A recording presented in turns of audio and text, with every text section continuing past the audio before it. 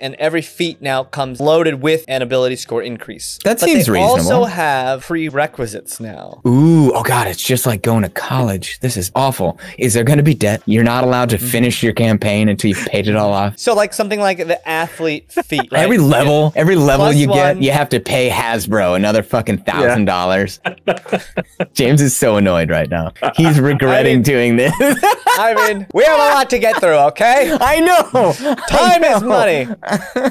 Not really. But, oh god, Hasbro's been calling me all week. I owe him so much.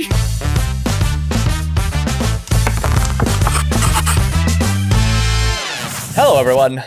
Welcome to MinusOneCHA, my Dungeons and Dragons stream.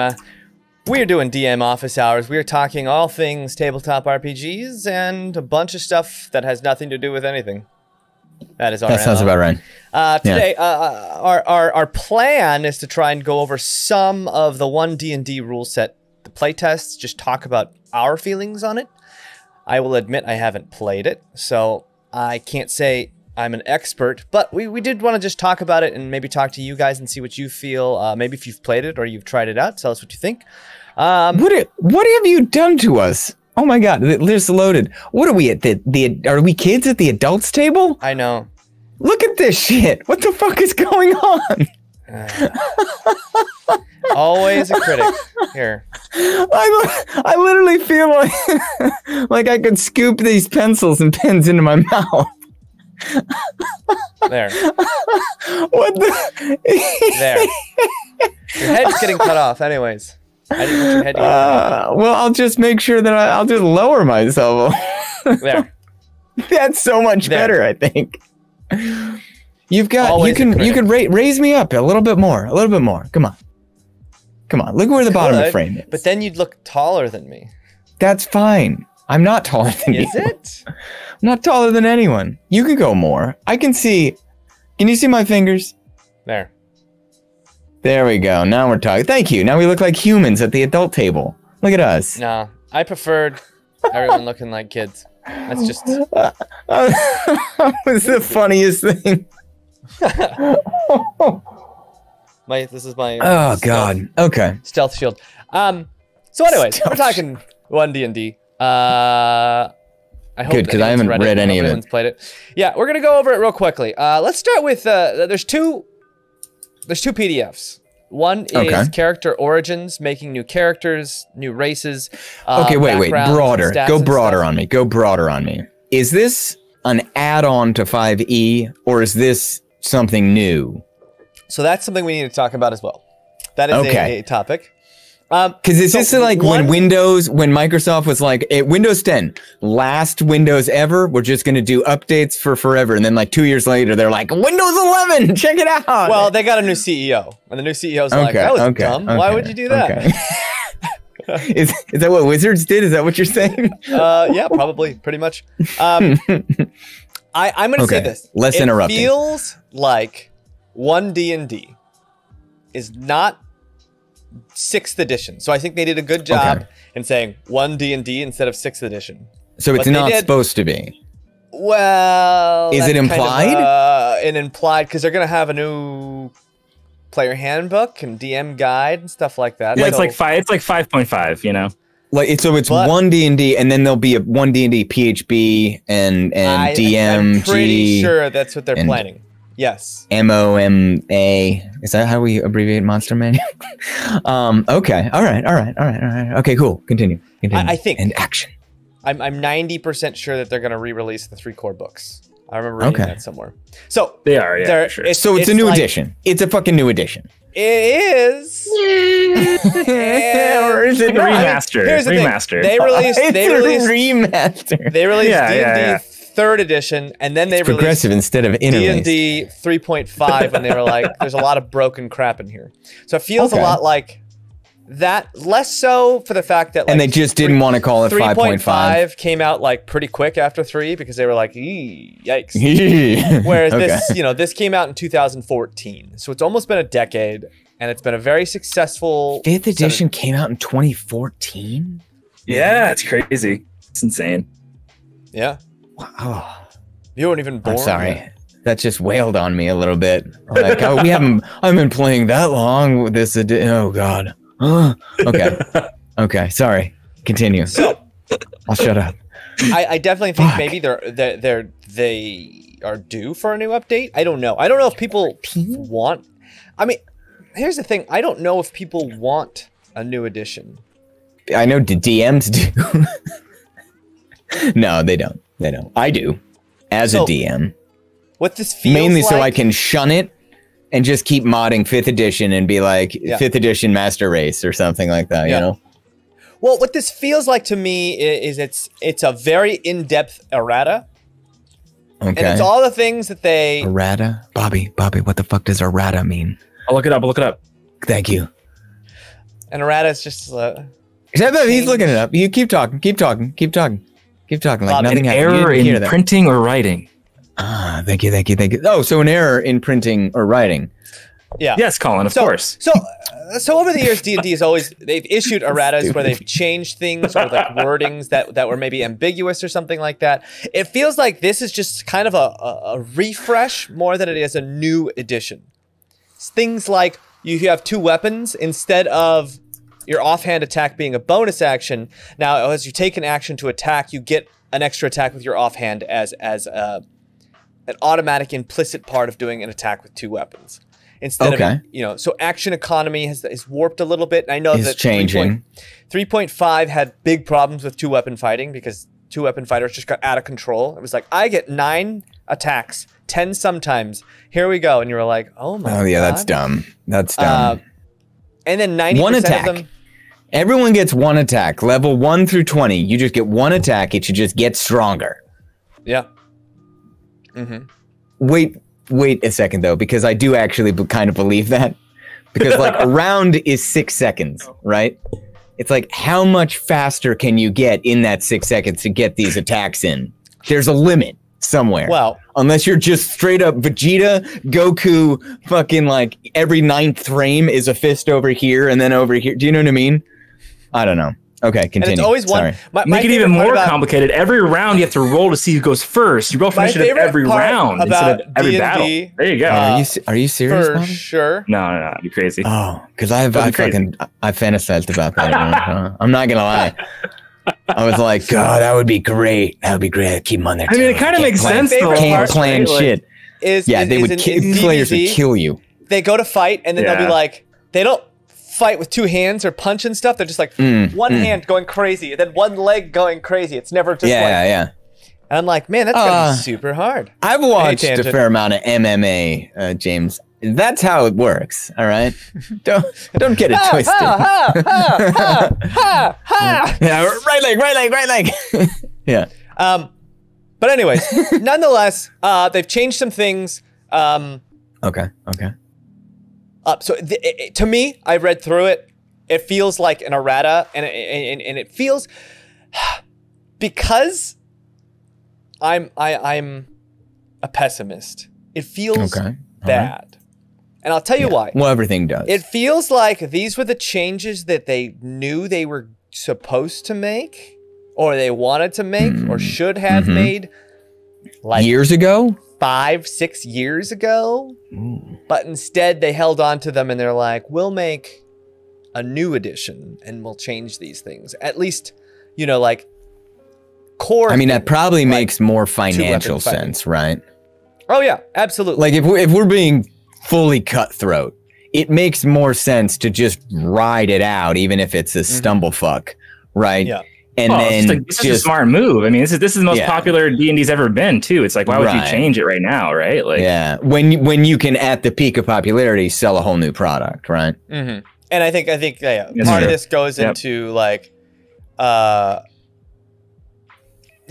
of it's been like they just holding back for the big push. It's the same as like Joe Biden not doing anything for 2 years and then all of a sudden, and then fucking Dark Brandon comes out. You get this, and then you get this, and I'm like, I'm like, well, can we just do a little bit all the time?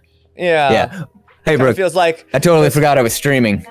Yeah. That was my wife. Nice. She poked her head around the corner like, what the fuck are you doing? You were supposed to be in the garage. And I was like, I was in the garage. Till James texted me 10 minutes ago and was like, hey, you going to be here? And I was like, fuck. Anyway. Sorry. No, but you know what I mean. Like it's. I don't know.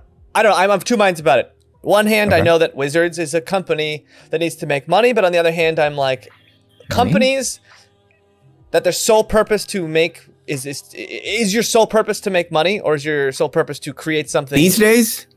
Money. Well, that's a much bigger, like, but these days, money question. Exactly. Are they a privately held company, or are they a publicly traded company? They're owned by Hasbro. Look it up. Oh, okay, money. Yeah. Hasbro owns them? Mm-hmm. They own Wizards. Like my buddy Hasbro? I don't know if my buddy was a Hasbro. We're about to find out. My buddy doll made by Hasbro in 1985. I'm a genius. Okay, we can end the stream. Right. We can end the stream. My buddy and me. And then Big Sister, right? Big Sister. Big Sister and me. I think that was it. I think it was just the same song. Was it Big Sister? Yeah, you don't remember Big Sister? No, I remember My Body, but I don't remember Big Sister. We've got off the rails. We always do. Little Sister, Big Sister dolls? No, that's not the same. I'll be back. Hasbro. All right, so let's talk about some of the good changes first, in my opinion. We're talking about the... Let's go to character. You know what? I changed my mind. Let's talk about character origins, new backgrounds, races, things like that. Kid Sister. Yeah, Kid Sister. Oh, I remember Kid Sister. Yeah, My Buddy and Kid Sister. I was wrong. I take away. I gave it up. We have to keep streaming. One of the biggest changes is you no longer get your ability score improvements based on your race. You get them at the beginning, during your character setup. Very beginning. You get them based off your background. Really? Which to me solves a lot of problems. There is a number of things we can talk about. All right.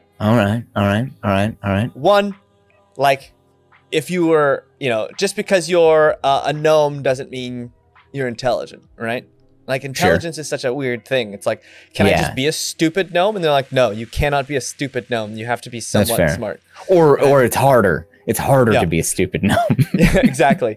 But they've made them attached to the backgrounds, and then there's you can create your own background. So it solves the whole thing of you can create your own background. Yes. So it's in what very sense? Talk to me, amorphous. Be like, I came from here. Do these stats make sense? I mean, you just create. I mean, they have a bunch of outlines. So you can just talk to your DM and just like the good old days and be like, but they're given like the clear go ahead on that. Mm-hmm. Which I'm absolutely fine with. And that's something that to me is weird because I'm like, isn't that how it's always been?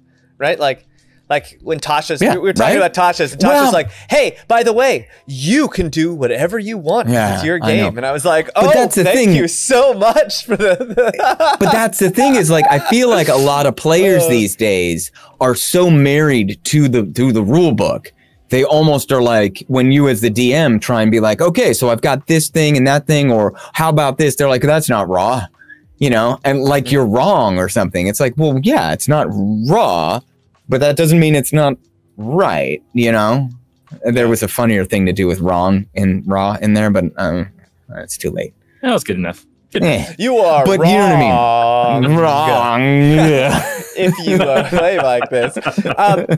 So yeah, I think that's a good thing. I know that there's a bunch of, there's a big pushback because of the history of, and I'm going to get maybe a little bit of, I apologize. Call me out if I stick my foot in my mouth.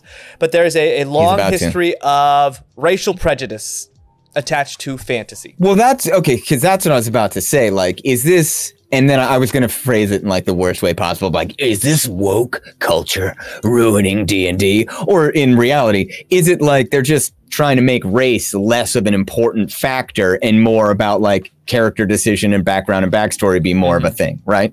Exactly. That's what it, like, looking at it without reading it, just hearing you say that, I go like, oh yeah, they're just being like, it's not great right now. like race, period, in the game. Well, I mean, you know what I mean? if you look at the older editions of D&D with like the Durgar and the the Drow elves, it's like every race that has dark skin is inherently evil and has to be evil. And you're like full blown evil. Not even like you know, some of them are bad, maybe more than half. They're like, no, all of them. All right, you don't want that. And it's like, well, we can get away from that. Like, look, I understand the motif.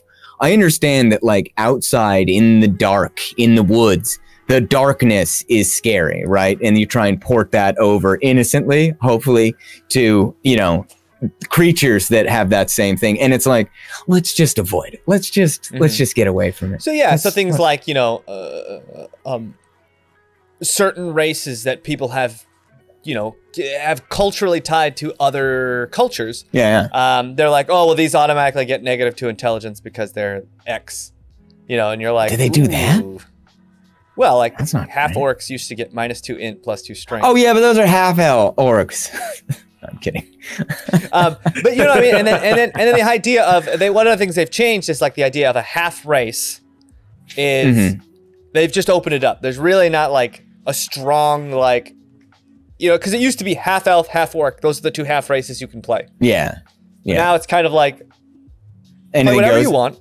If you're half, you pick one or the other, right? Just pick one or the other and go with it. Which I think is fair. You want to be a half dwarf, half orc. And it kind of almost lets you mix and match a little bit more. It's like, do it this way, that one, and that sounds fun to me. Because the idea too, like, and I kind of agree, people have been talking about how like, if an orc and a human can procreate, like this idea of race is very strange and amorphous. It brings up a lot of questions. It brings up, I mean, as someone with a biology degree, it brings up a lot of questions. A lot of questions. I saw the weirdest, the absolute strangest,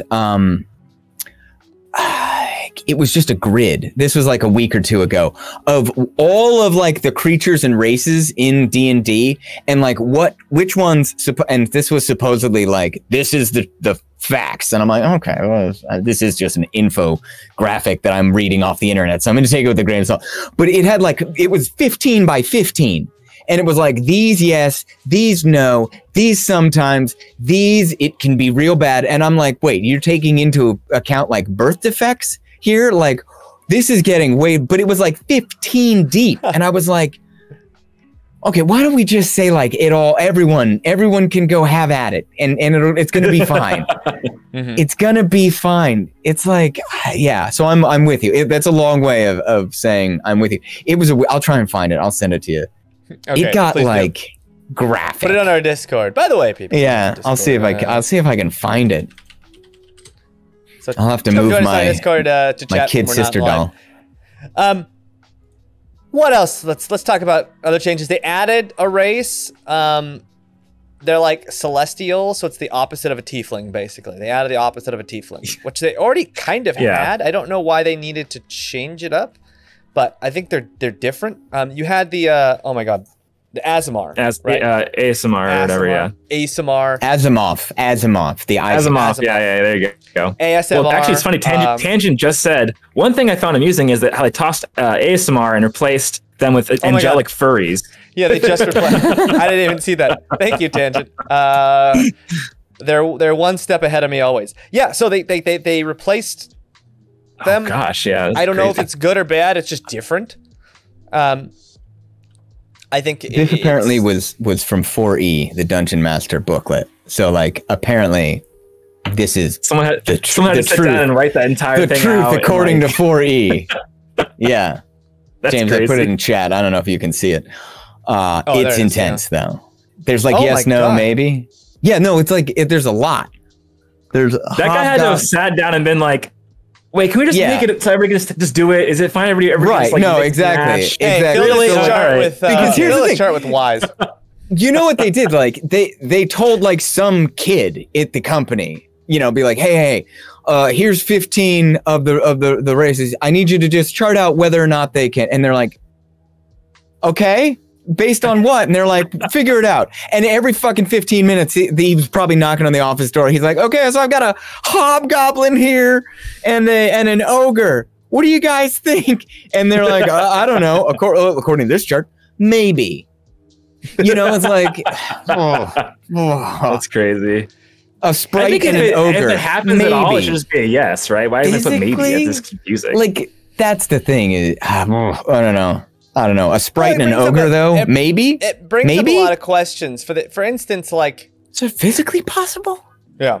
All I'm getting at is D&D has a unique problem that is maybe a little different, that is kind of uncharted territory as far as fair. Race goes, right? They have some issues that they have to tread lightly on. Yeah. It's the same sort of a problem that an author has, right? Like anyone that's making a story, right? That's based on peoples and culture. Like you have a responsibility to not make fucked up shit, right? Like, like let's just put the blanket fucked up shit term in there and like fucked up shit as a commentary on the real world, right? You can make up fucked up shit, but you just can't. Yeah, no, you can have fucked up shit, but I'm just talking like when you start getting the race in there, you know, it's like, just tread lightly. Just tread lightly because it's, you know, been a sore point for, I don't know, forever. And you're like, and they were all Oriental, and they all got high scores on their SATs. Oh, James, tell everyone that you have Japanese descent in your blood so that we don't get yelled at. We could have a whole stream about the word Oriental. We could. I'd rather not. We probably shouldn't. Let's not. I'd rather not. I was getting there, all right? I'd rather not. The title of the Twitch episode is just, I'd rather. I don't know. It is, you know, when you think about it though, really, it's like, it is a little bit like what you do. Because like the thought of like a human man making out with a goblin woman is not what I want to see. But if you're in a fantasy world, why? Yeah. Why? You bigot. I don't want to see anybody think of with a goblin. They're so gross. They're little yeah, gross well, guys. that's you. Little Their goblins. appeal. yeah, like someone out there is just like, oh my god, the way their skin hangs all loose and like waves in the wind, like a chicken giblet or whatever that thing is. What's that called? You know what I'm talking about? What is that? The gobbler? I always called it a gobbler. Thing. I don't think it's actually called a gobbler though. You know, like that. Isn't that hot? Don't you want to just grab it and push it all over your face? Like, wow. Yeah, that's true too. Tangent talks about the goblins in Pathfinder have just these mega heads. They're like half their body on their head. Yeah, they look great. I'm Googling that. I love the Pathfinder goblins. So that what I was gonna say is though, it's like, you know, it is fun to be able to mix and match these races. Holy right? Shit, and be that's like, a big noggin. I gotta look this up now too. That's a big old brain. Yeah. All right, James, where were you headed with all this? Let's get back on track. Oh wow! I was just saying. Jesus. I was just saying. Like, right. There's a unique. Teeth. Like I think we all recognize that. Like one, they're in a unique situation. And so they have to tread lightly. And I think that the changes that they made do away with any kind of, you know, pressure to make, you know, orcs strong, or at least as far as like strength. So they're basically what they're doing is they're taking away the assume this is this and letting you decide whatever. Like you can still have your orcs be super strong and dumb. Right. But that's just your choice then. I like that. But do they still have like, do elves still have like dark vision and stuff, or is it just the so elves, the races still have a lot of the things that give them flavor in a positive way. Yes, okay. But they don't have things that, you know, like ability. They don't like assume. And the ability scores really were what were problematic in a big part of them, just because of the sake that like they kind of represented brawn or intelligence or things like that.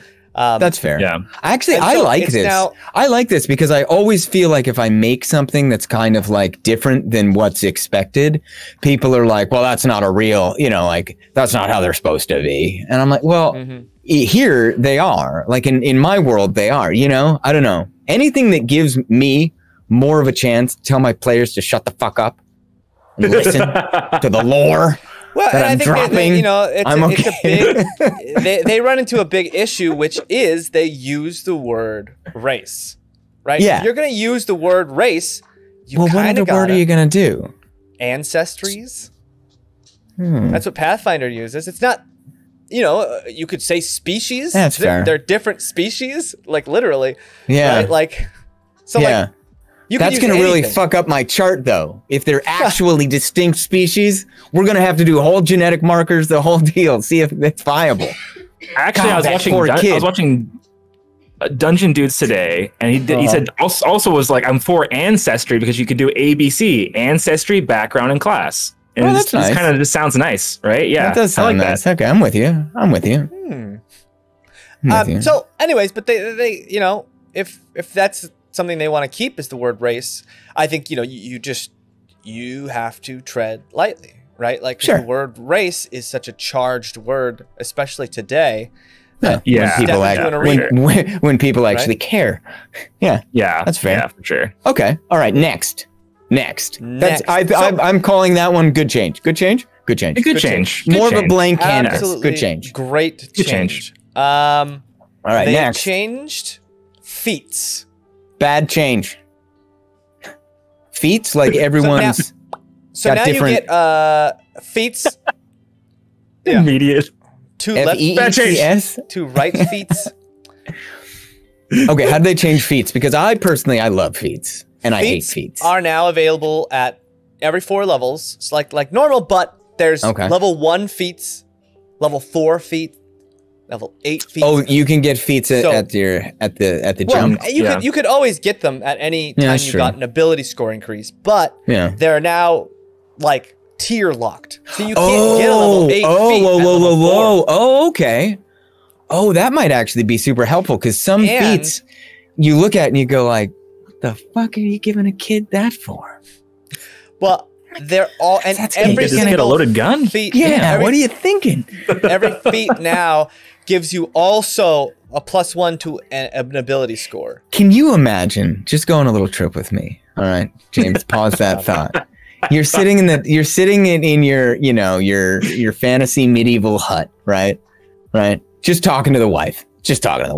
You got a 5-year-old. You've got a 5-year-old. He's doing great.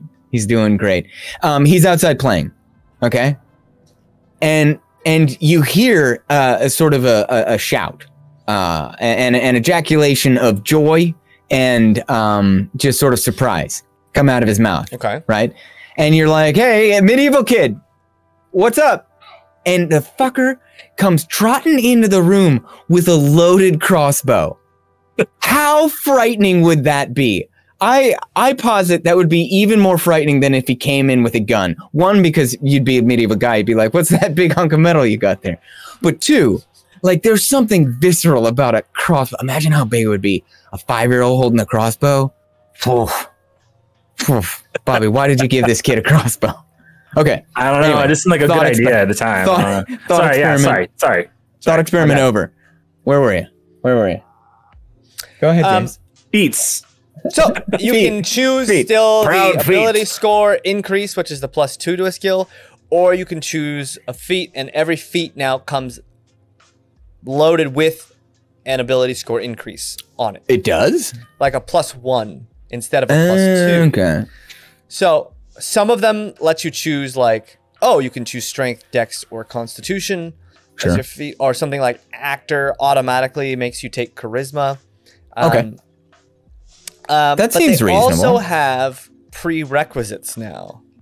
Ooh, oh God, it's just like going to college. This is awful. Is there going to be debt? Will there be massive debt? You're not allowed to finish your campaign until you've paid it all off. Exactly. I would love that. To the people at Hasbro. So like something like the athlete feat. Right? Every level you get, +1. you have to pay Hasbro another fucking $1,000. James is so annoyed right now. He's regretting doing this. I mean, we have a lot to get through, okay? I know. Time is money. Not really. But, oh God, Hasbro's been calling me all week. I owe him so much. I gotta get to the commercial break so I can pay off. Oh god. The feats have been modified, I think, to represent more of a +1 instead of a +2 replacement. Okay. There's a bunch of prerequisites, which they make all, which is kind of a 3.5 thing. There was a lot of prerequisites for feats, and they're generally all odd numbers to make it seem like odd numbers in your ability scores have a place where I truly feel like. Yeah, I think that makes a little more sense then. I know so many people that are so salty, like, oh, what am I going to do? Put one more in a strength and get nothing out of it. Well, I'm like, yeah, just do that. And they're like, oh. I mean, I feel like, James, I feel like that's you, if I'm being honest. I think it's ridiculous. I hate I hate the 20 the stat system that every 2 points gives you a +1 bonus. Okay. I'm just gonna be honest. So does this help your soothe your hatred then? Does it make more sense now? No.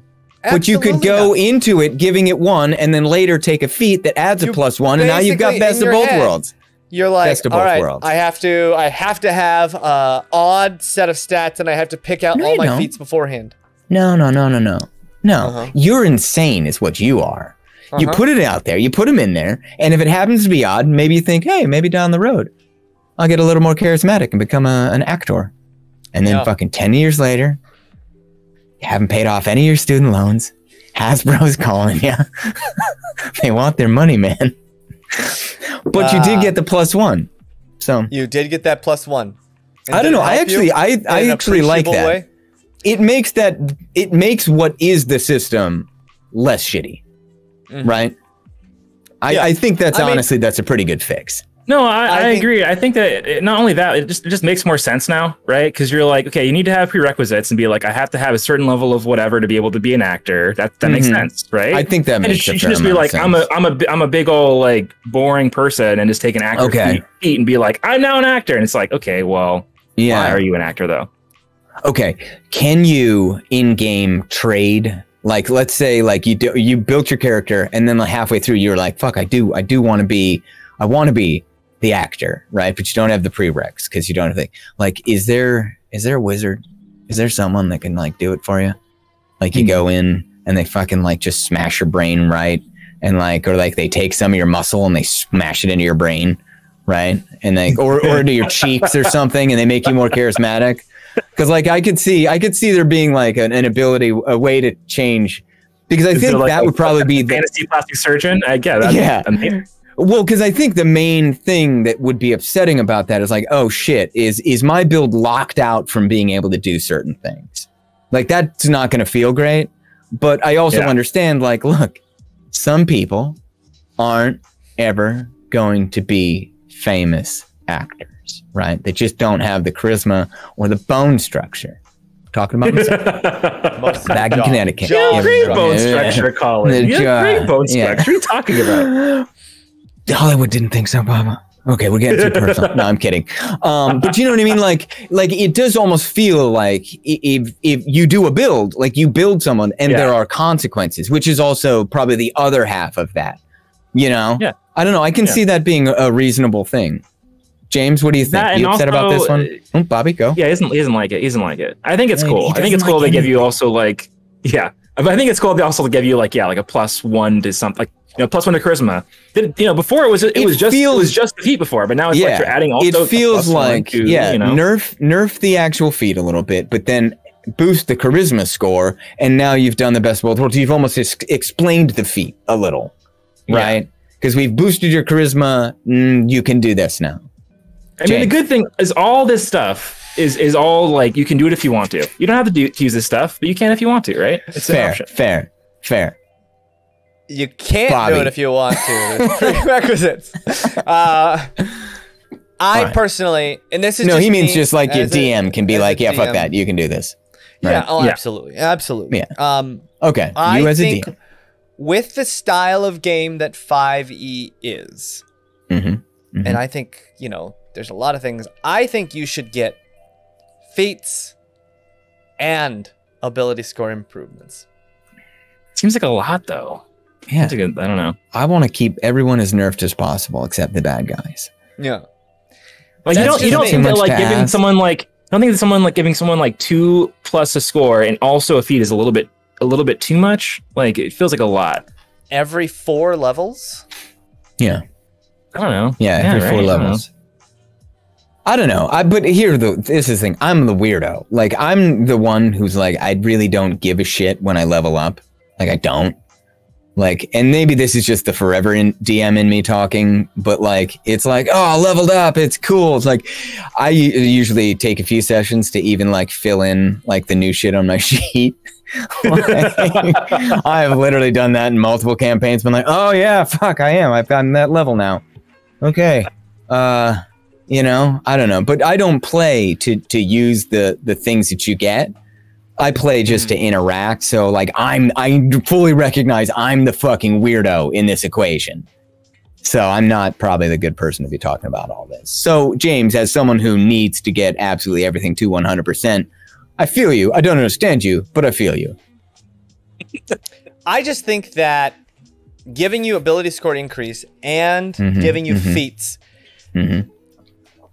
it doesn't lock you out as much, and it gives the players the ability to choose some of these things that they normally wouldn't have, because you're so restricted by your stats in 5e that it's like, oh, if someone wanted an actor feat but they wanted to be, you know, a barbarian, like a 13 to charisma is a huge ask. Not only 13 to charisma, you're technically getting a 14 because you get +1 to charisma for getting the feat, but you need the prerequisite beforehand.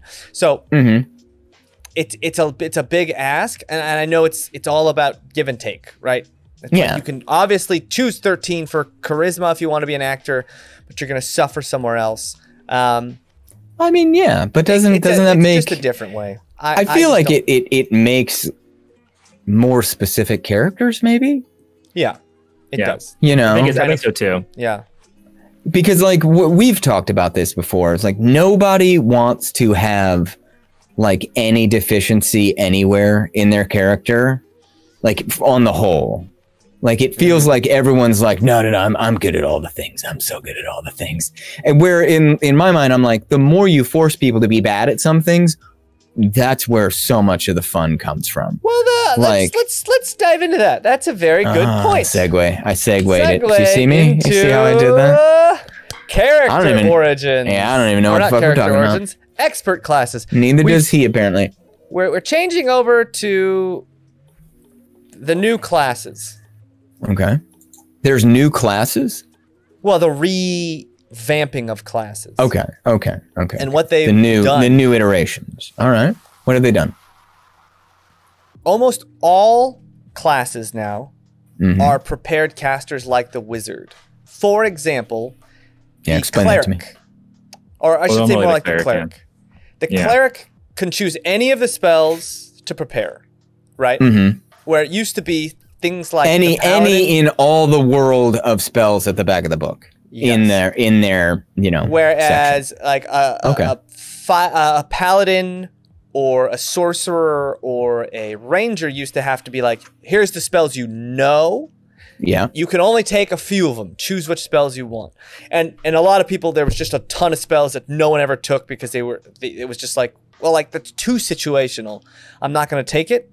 So now a lot of these classes have just all the spells at their disposal, and they can they have to choose which ones to prepare, and they can only prepare every like long rest or whatever.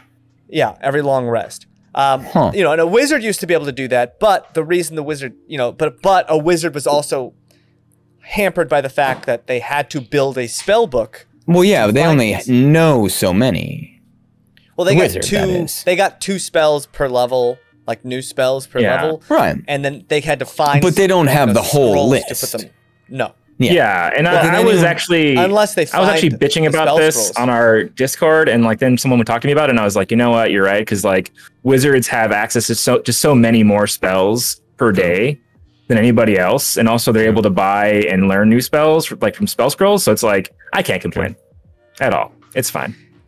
I mean, how do you think that's going to affect the way people play these other classes? Huh? Well, so here's the thing. That's the question, right? It makes every class much more akin to the wizard as a Swiss Army knife.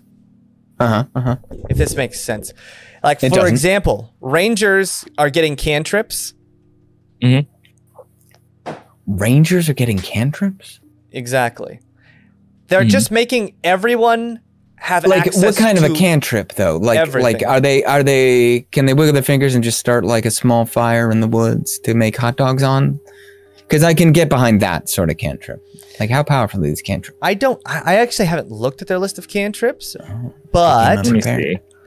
my thing, Bobby, one of my biggest problems always is like I don't think the paladin and the ranger need spells. That to why do they need to be able to do magic?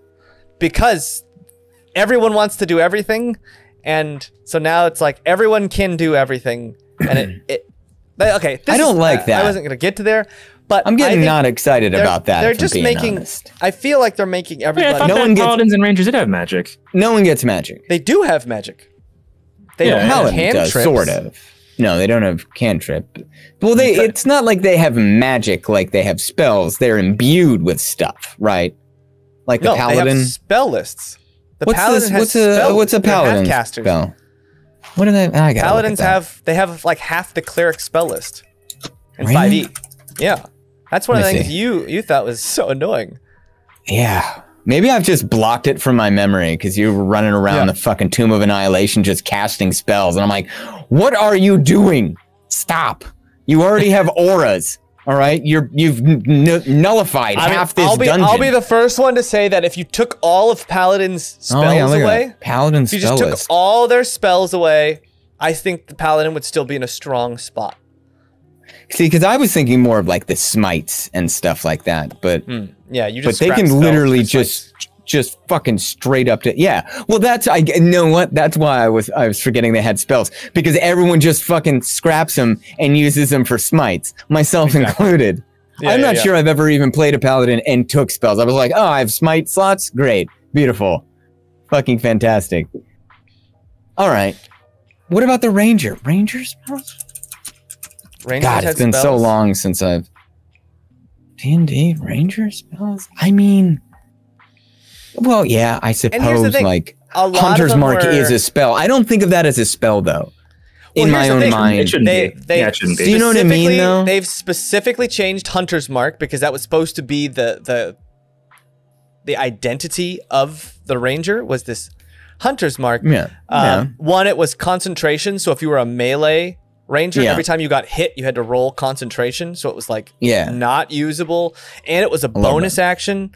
And a lot of rangers who are two-handed wielders were like, well, I have to use my bonus action either to attack or so they've changed it. That doesn't feel great. Okay, so they've changed it. It's no longer concentration. Still a bonus action to cast a spell, but like two-weapon fighting doesn't need the bonus action, so they fixed it, and I think that was a good change. But the fact that it's a spell, like, I wish they had gone in the other direction personally and given, because I think spells to me take away identity, because they can do so much and they just overcome issues in such an easy, non-flavorful way, right? It's like, oh, I can fly. There's an argument to be made there. Okay. I just fly. I fly up there and we win. Or if it's the character who's like, well, you know, I have wings and that's part of my identity. I don't know. I can see, but it draws everyone sort of closer into the center of similarity, right? Instead of being on a big disc and I'm over here and you're over there, it kind of draws everyone in a little bit closer. Yeah. So cantrips though, what are the cantrips? Bobby, did you find any cantrips? So they're like, basically they get the druid like cantrips. You can like access druidcraft and guidance and like stuff like shillelagh and like, you know, thornwhip. So kind of like just like the nature based kind of stuff, which makes sense for rangers, I guess, obviously, but I guess. Yeah, I don't know. It is strange. It does make them feel like it's like, are you a druid then, basically, or are you a ranger? Rangers are just going to be casting more with right. Well, that's the thing, is like everyone's just going to be casting more, which to me is like one of the most game breaking elements, at least in the worlds I try to create. It's like you you can overcome so much with even cantrips sometimes that I'm like, well, I don't know, is there... That's what I was saying too, Colin, is like if they're able to access the whole list to too, like during a long rest and like change out spells. It just feels like, okay, tomorrow I can just do whatever I need to do for this goal we need to do. Is that going to be like one of those things that grinds play down like super slow because everyone's like, oh, well, we can just do it tomorrow. Well, we won't do it today. We'll do it tomorrow. And I'm like, again?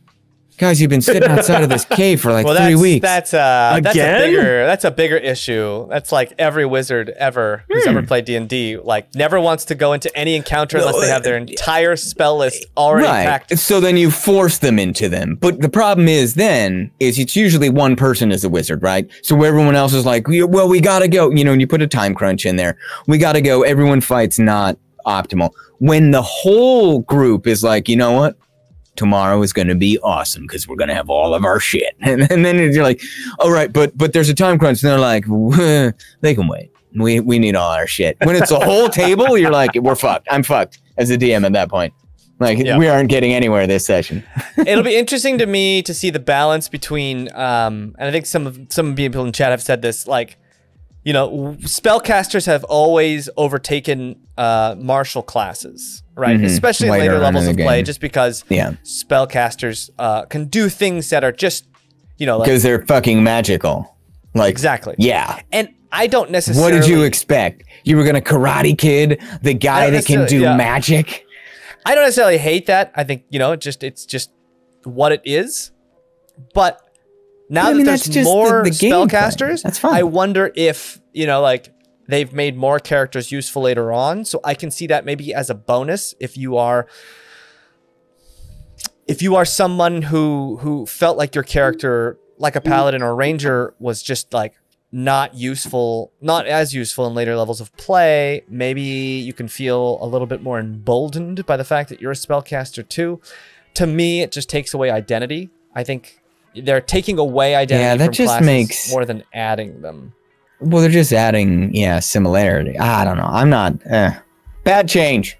All right, next. No, I honestly, I don't think that really. Okay. Bardic Inspiration now is no longer something you give to the player and then they hold on to. It's something you can use as a reaction in combat. So, for example, when another creature within 60 feet of you that you can see or hear fails a d20 test, so now it's contingent that they fail, which I think is problematic, but we'll go. You can use your reaction to give that creature a Bardic Inspiration die. So it's like, if you fail a test... Yeah, so you have to already... I feel like reactionary. Yeah, but it would be better if it was just like right before. I do enjoy it's not something they hold on to. It's something that you instantly give. But I feel like if it's based on it's after they failed, I feel like you should do it right beforehand. Like, you know, it's a big moment and you do it beforehand, and then there's still a chance you've wasted it. But like, it feels more like you're active. I feel like that too. I think it should be when another creature within 60 feet of you that you can see or hear takes a d20 test. You know, you can use reaction, just because I'm against it. I like the Paladin Smite is like, you can use it after you hit, and I'm like, that's bullshit. Yeah, that's bullshit. Yeah, it's just, anyways. Now, but they can also, all bards get this, and you're gonna love this, Cullen. You're gonna love it so much. Alternatively, they have a heal function. All bards now can heal. Immediately after another creature within 60 feet through of the you power of song takes damage, you can use your reaction to roll your Bardic Inspiration die and restore a number of hit points to the creature equal to the number rolled. So all of their Bardic Inspirations are also little like trip heals. Yeah, it's like a heal potion. Here's my question. 1, immediately after creature within 60 feet of you takes damage.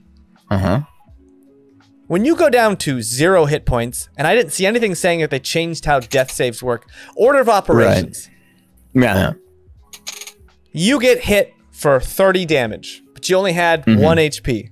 Okay. Do you go to -29, the bard heals some, and then we resolve? Or do you drop to 0, the bardic heals you, and you just automatically go up to whatever hit points that the bard gives you?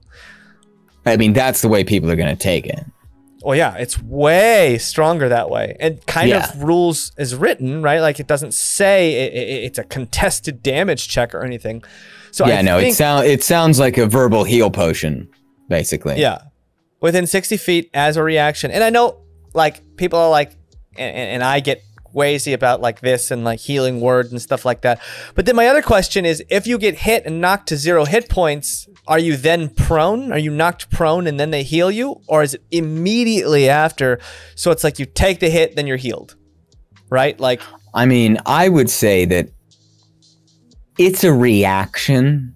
So the thing must have already taken place in my mind. So you would be on the ground. You would be prone. You would be unconscious. And then, and only then would the person recognize the thing has happened to be able to react to it. Right? In my mind, just trying to work through it. And then, but then everyone's gonna be like, oh, okay. And then I just take X number of basically HP and I'm alive again. So like the only way you can, like, if there's a bard around to kill someone is like to hit them with more damage than they even have. Like, you know, take them all the way around the clock. Have a certain amount of inspiration a day, though. Remember that? How many? Depends on the level. I believe you get a number equal to your proficiency modifier. Okay, that's still too many. So it's like 2, and then it goes up to 3. Here's the thing, in my mind, the most dynamic part of any fight is when someone goes down. If you can instantly pop them back up without even having to run over to them, I'm like, ugh. I want to limit the number of people that can do that because it really hampers the dynamic and stressful nature of a really tough battle. I mean, do you know what I mean? This is my biggest thing. That's is like some kid glove shit. When you go down to 0 HP, if rules by raw, you took a level of exhaustion every time you got downed, I'm fine with the pogo stick battle. I have 1 HP. I'm down. I have 1 HP. I'm down. I have 1 HP. You know, if you're gaining exhaustion each time. Yeah. Okay. But as far as I know, in rules by raw, that's not the case. If you have 1 HP, you're as strong as when you have full HP. So like a bardic and you know, healing spells aren't terribly strong to begin with. So it's never been a game where you are a healer and you're trying to mitigate damage by healing players up. It's been a game of like kill them as fast as possible before they kill us, right? So like 1 HP is all you need. I remember as a paladin, I would run around and just do healing, you know, lay on hands, and I would give people 1 HP. Because I was like, I'm not going to give you more, but there's no point. Yes, I've seen you do that, and everyone gets so salty. 1? You gave me 1, and then they get smacked for like 35 damage, and I'm like, and I'm like, look, I'll give you one more. And when you learn how to respect it, maybe I'll give you 2.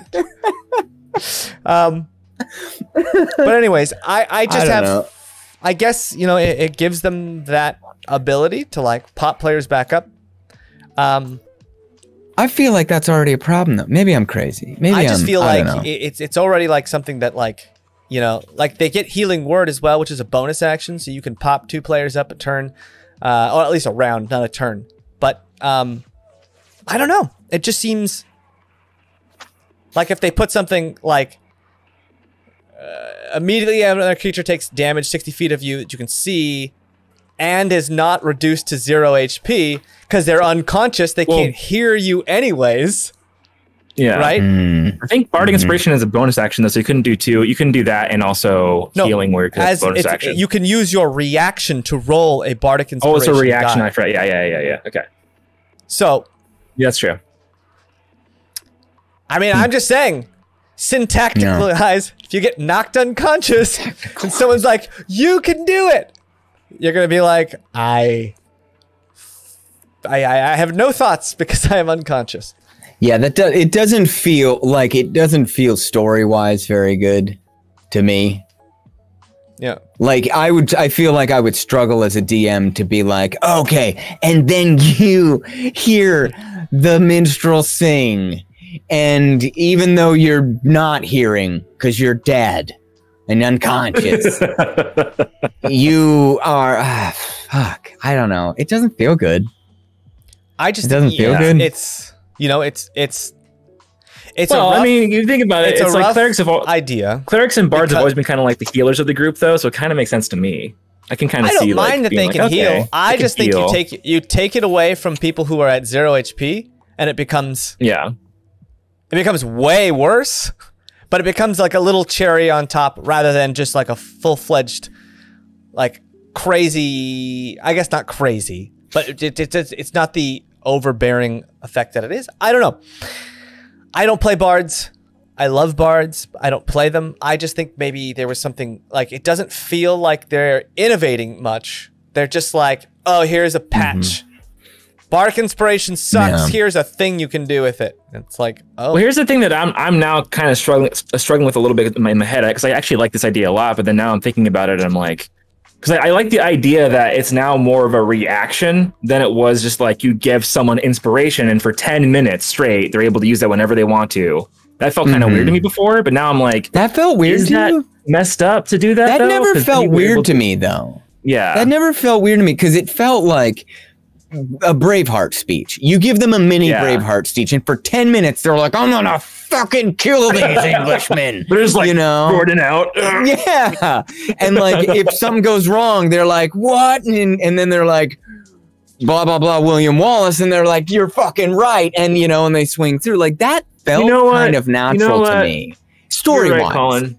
No, like, also because RP-wise, mechanically, story-wise, that player can use that inspiration and use it in the story and RP that, Exactly. But now it's the bard doing it every time, and so it's different. The reason they've changed this is because mechanically, too many people forgot that they had inspiration die and just ended up. But that's their problem. Maybe the fucking inspirational song should have been better. Stuff like if you didn't finish a battle at a table and you came back the next week or next month to play your next session. Yeah. No, I get it. I totally understand that. I do understand that. Seems like more of a table problem than an actual like that. Like I know when I have an inspiration I can use. I'll keep track of that stuff. I don't necessarily disagree with just making it a reaction that bards can use on the fly. I honestly, I don't have a huge problem with that. It's just mainly the healing thing that bothers me. Because, like, I don't mind the reaction thing being like, oh, shit, you can do it! Like a Waterboy moment. Move! Yeah. Actually hit him! And it's like, all right. I guess it's the healing thing that from I don't know. I'm not crazy about that, if I'm being honest. But that's just me. I don't want anyone healing anyone in the middle of a battle. Ever. Not ever. Mainly. Yeah. Okay. Middling rule. Next rule. What do you got? What's next? Sorry. No worries. Tangent says, and this is kind of interesting. One thing I plan for my world is that for some clerics, they don't even get healing magic. Like, healing is a specific sect of clerics and such. Oh, that's fun. I like that. Okay. I'm not against I'd like to see some gameplay about that.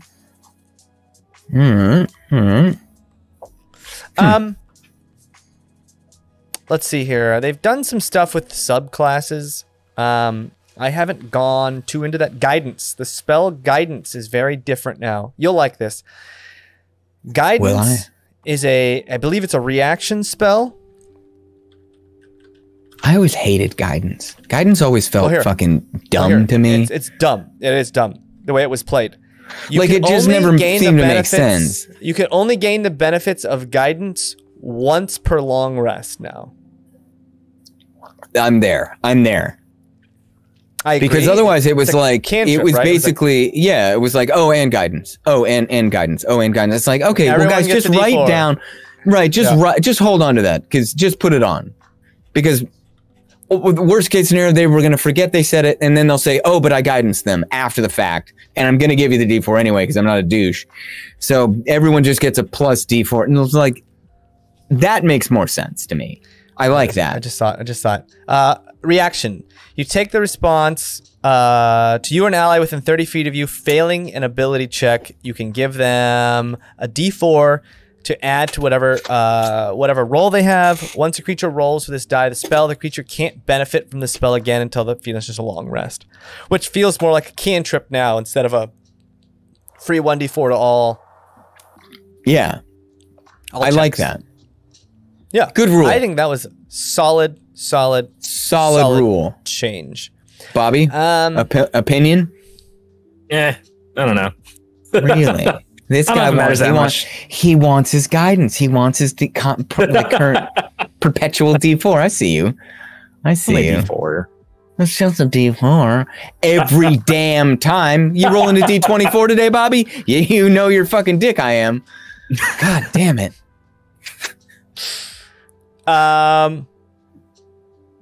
Grapple has changed a little bit. Good, because no one understood the fucking grapple rules. Please tell me they got more complicated. No, they've just defined what you can and can't do in the grappled setting. Go on. I don't think it's too much. I mean, your speed is 0. Yes. And that was normal. You have a disadvantage now on attack rolls against any other target than the grappler. Oh. Which is new. Because it used to be you grappled someone. Yeah. You have disadvantage on attack rolls against any target other than the grappler. Okay. That kind of makes sense, though. How the fuck are you going to hit someone else when someone's literally holding you? Yeah. Like, I don't know if you guys have ever done any judo, but it's like that person that's got you is the soul of your existence. It's just like, it's you and them, and the universe might as well not matter because God help you, you aren't doing shit to anyone else. Because the minute you try, your ass is going down. Like, do you know what I mean? Like, imagine like trying to fucking like get someone in a judo hold. You've both, are struggling. I'm going to, is it a leg sweep? It's always a leg sweep. It's a leg sweep. And then someone comes over and you're like, I'm going to kick you. That guy's just going to be like, wow. Yeah, man. Yeah. Once you take your attention off of that guy, you're just going to get, you're totally if someone's holding you, game over. Yeah. Game over. Okay. Good rule. The grappler can drag or slow you, but the grappler suffers from the slowed condition while moving, which I believe just cuts your speed in half. So just being able to they can move you, but they can only do it at half speed?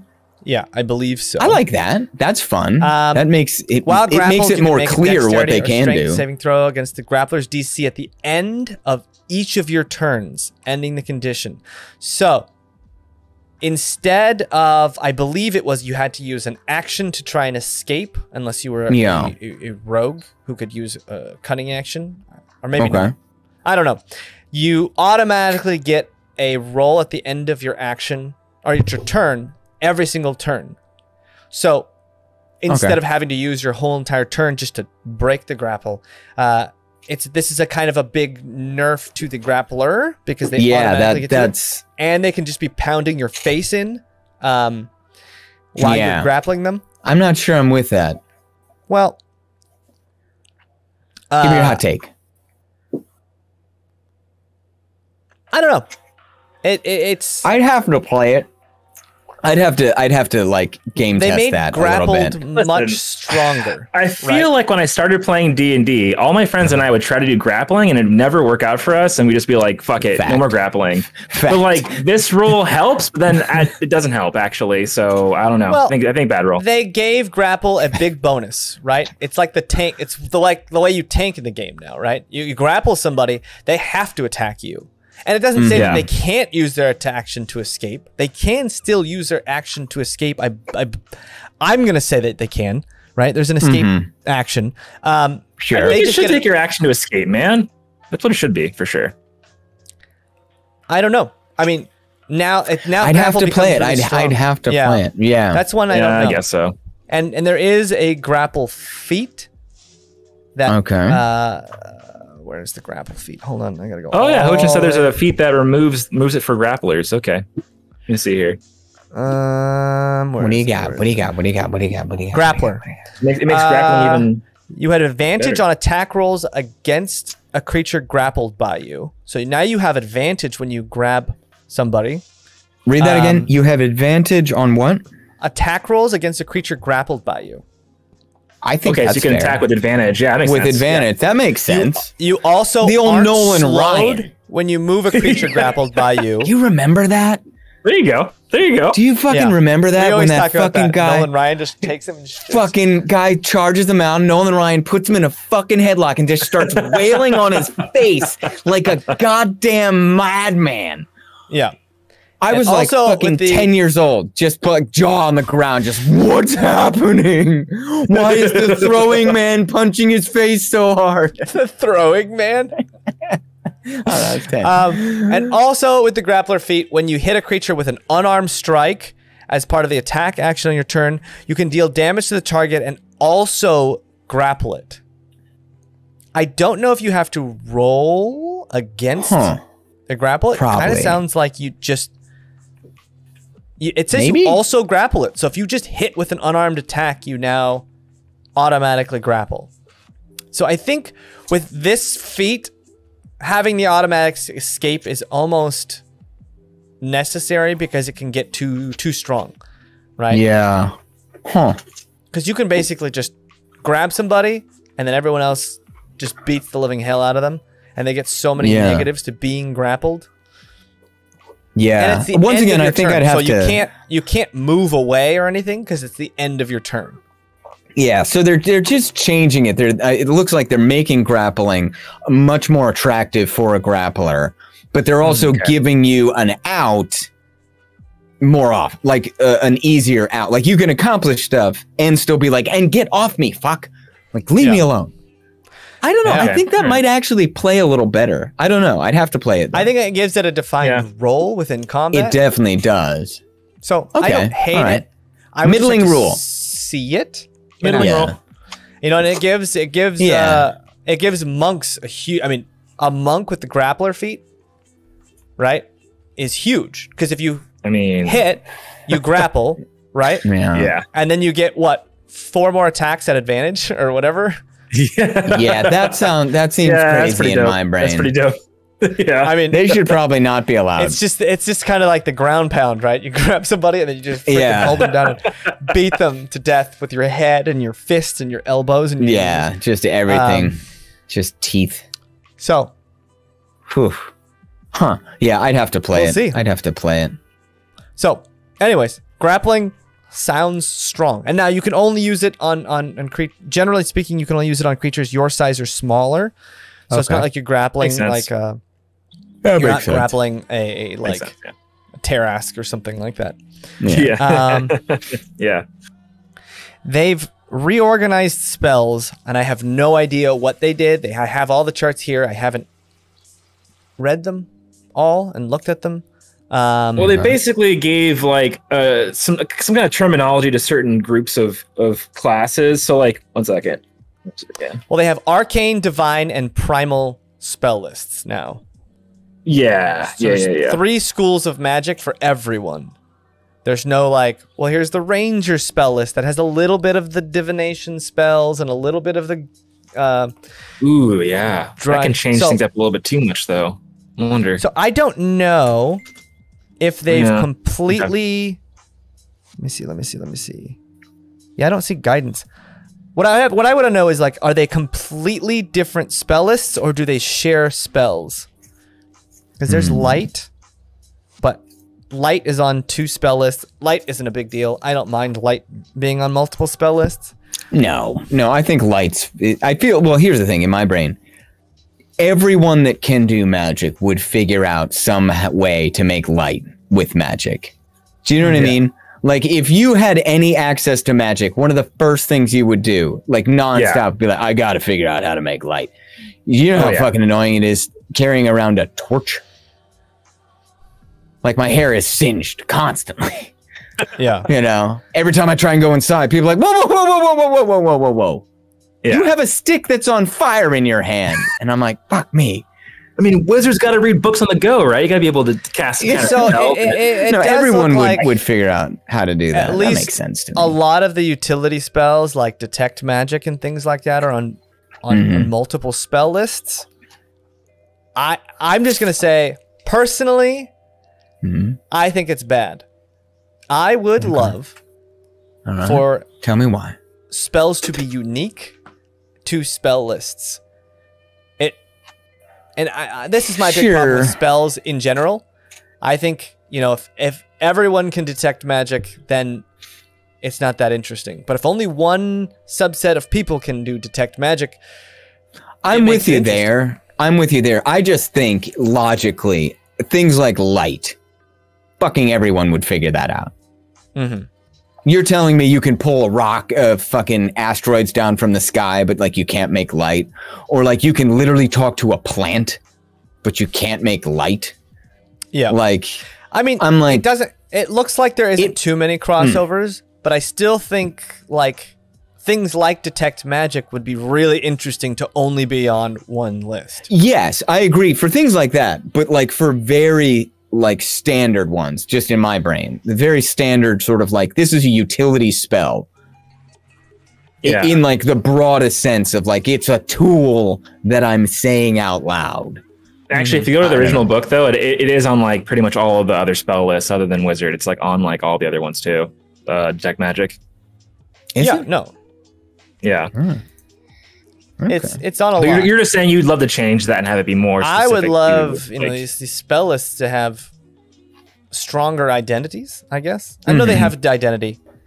And it's not that they don't have strong identities. I get it. Like the divine spells are No, I think all, you're right. like, Yeah, you're right. you know, they're mostly different. No, I know where you're coming from. It's just never going to happen because it's more work for them.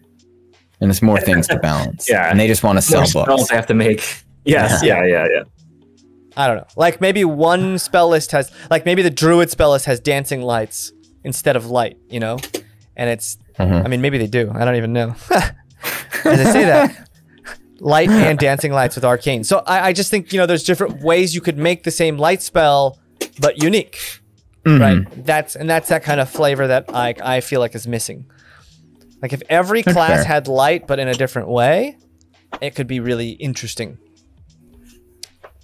Just throwing my 2 cents out there. I know that's a lot harder and it's a lot more work, but this is a whole new rule set. You're asking me to buy 3 new books for what? True. $40 Advanced. each. So like if you're going to ask Not me to wrong. buy a whole new set of books, I want you to put in the work. All right? Well, this is like you said. It's erratum or errata. What'd you say again? Errata. Errata. It's errata. It's erotic. Yeah. There you go. Kick. Yeah. It's erotic. Yeah. They fix spells Well, like you know,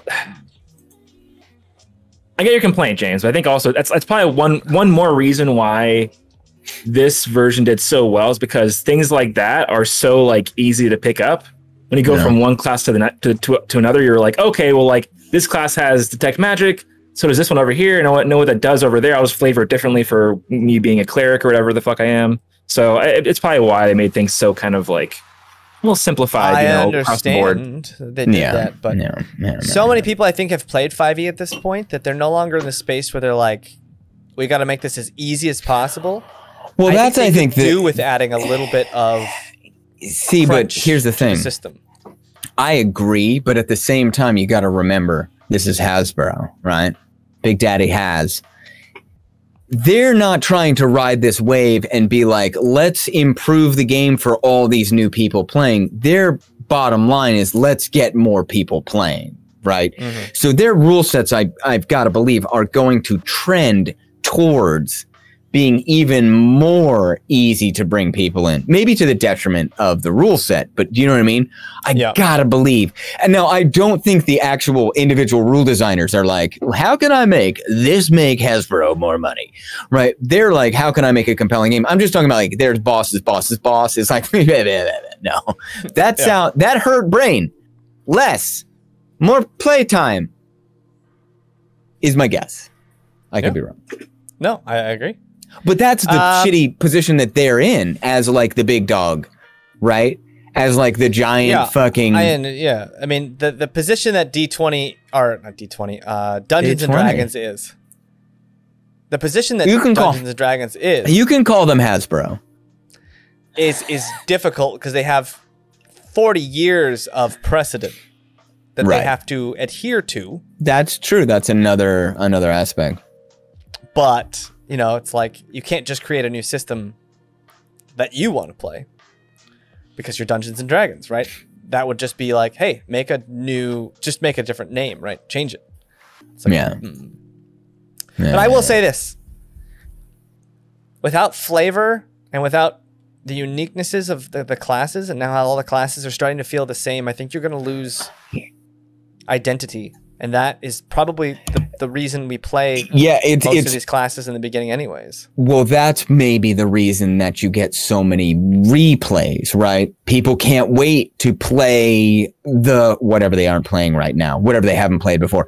The more you make them similar, the less draw there is to play something else. So they might be shooting themselves in the foot. You hear that, Hasbro? You fucked up.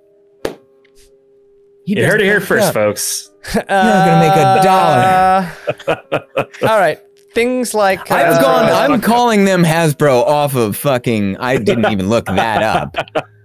By the way, I think James said that, so I apologize if James is wrong. Please don't sue me. Is it James? No, James is right. It's Hasbro. Yeah. Okay. Yeah. Fuck you, Hasbro. Yeah. Yeah. They bought them in My buddy in D&D. And kids this is definitely have you know, changed. Some spells have changed around. Oh, sorry. Go ahead, Bobby. No, I was just gonna say, like, I definitely agree with James. Where I just think that maybe you're right. Maybe it will make the whole thing a little bit less flavorful and bland overall. But I have to play test it. I'm not sure. But because I think like, you know, to sound that way. People were mad about the ranger, right? So it's like, how do we make a ranger more rangery, right? Mm-hmm. Yeah. Or I'll let her slide. Maybe it's like, how do you make them more useful at later games of play? Was the real crux of the issue? Like, because rangers weren't particularly weak at low levels, but now that they have these really expansive spell lists, maybe it's more trying to answer the questions of 11 through 20 level play, where the game falls apart anyways past level 11. A little bit. But I don't know. Giving rangers cantrips feels so weird to me. That does. Yeah, I'm with you on that one. All right. Just next. So now you're gonna have like half the party's gonna be like, okay, I cast light. Oh, you cast? Are you kidding? Okay, we'll all cast light. Yeah. We'll all cast. Holy shit! You're all blind. You guys are all blind for 5 minutes, and you hear the sound of a snake coming down the hallway. It's like, oh no, not another blindness snake. Why does so much happen to us? Yeah, it says here, if three people cast light, you go blind. Oh wow, that's crazy. All right. They balanced it. Brooke and I went on a long-ass motorcycle ride today. We saw 3 different snakes on the road trying to stay warm. 2 of them were dead. One of them was huge. The one that was alive was cool because he was still alive. All right. One of them was honestly like this thick. And like, I mean, this means nothing to you because I'm holding one hand forward and one back. And because this I can't do. But it was long. It was a few feet long and it was ran over good. Oof. Oh. But just seeing the live one, I haven't seen a big snake in a while, and I was like, oh, yeah, something about snakes. Yikes. All right, James. Yeah. My story time is over. Yikes, that's correct. Snaky boys. Slither boys. You think my story isn't over? It is. It is for now. James is waiting. Oh God, we haven't done one of these in a while. Yeah. It's nice to be back. Yeah, that's nice. It is nice. Yeah. Some other small stuff. They fixed some spells, like Bark Skin used to give you a minimum AC, and instead they're like, no one used it because it was like almost worthless. Now it just gives you temporary HP, which I think is a good change. Okay, I like things like that.